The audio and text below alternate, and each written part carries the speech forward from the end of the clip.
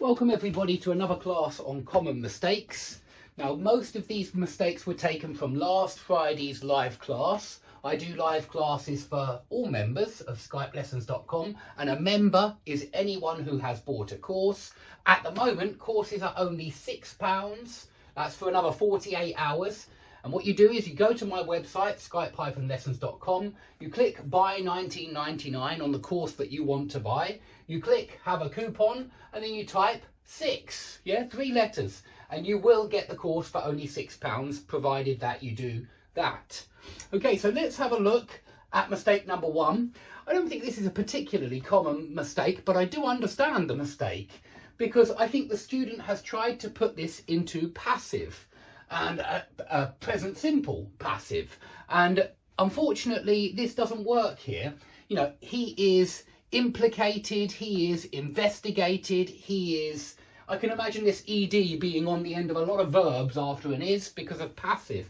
But overweight is an adjective, and so overweighted doesn't exist. Weighted does exist on some rare occasions. We might use that word weighted, spelt like that, and not weighted spelt like the past simple of the verb wait. But it is rare, the word weighted, and I mean like this, weighted, with that spelling like that. But it's very rare, and so I don't really know if it's even worth learning. If I'm honest, it's extremely rare that we say weighted. But yeah, he is overweight. Okay, number 2, it's important for different generations to hear each other and learn from one another. Now the problem here is it's a mix-up between the verbs hear and listen to. We need to say it's important for different generations to listen to each other. Listen to is correct here, because listen to somebody is intentional.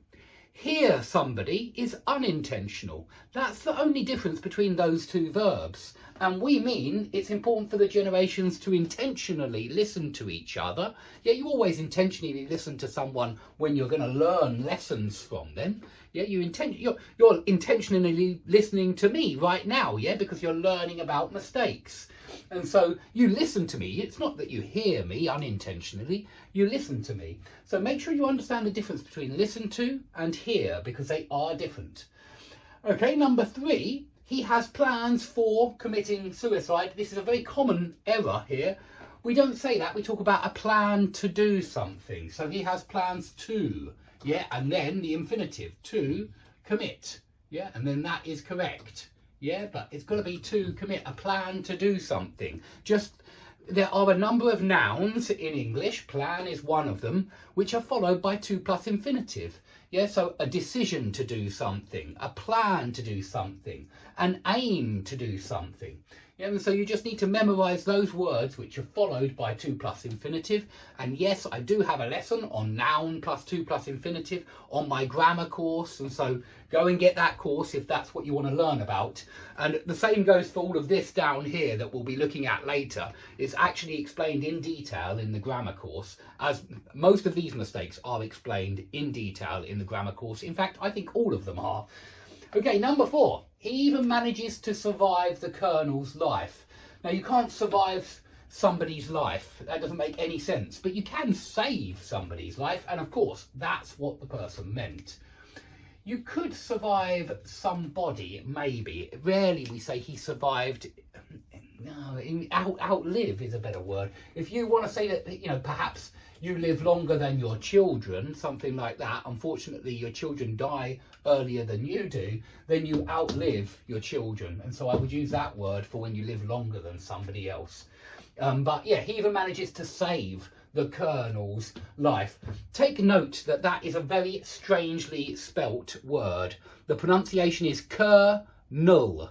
Colonel. Nothing like colonel, whatever it's spelt like. And so many words in English are like that. And that's why it's important to learn English by speaking it and listening to it, and not just reading and writing it. Because if you read and write that, it looks like colonel to me as well. Colonel, and that's not how you say it.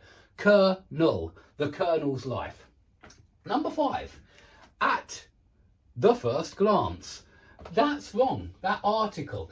In fact, I wouldn't even say it's wrong. I can imagine that in some sentences you might say at the first glance of, or something like that, if it continued. But no, most of the time it will be at first glance, and you can check this for yourself. If you go on Google Ngrams and type in at the first glance, comma, at first glance, you will see, as I did, that at first glance is much more common. Okay, it's much more common. And I'm trying to get you to speak very natural, fluent English. So please, at first glance, or another way we put it sometimes is at a glance. It's slightly different meaning, of course, but at a glance is a very common collocation. Yeah, at a glance meaning, from first glance is very similar to from first glance, at first glance. And do notice, I've said this a few times now, that in prepositional phrases, very often we drop articles. Nouns that are usually countable, a glance, suddenly become uncountable in prepositional phrases. A very common one that you all know is by car, by bus, by plane, yeah? Car is a very countable word, so why is it just by car? On foot is another one, yeah? Foot is a very countable word, a foot. But in the expression on foot, it becomes uncountable.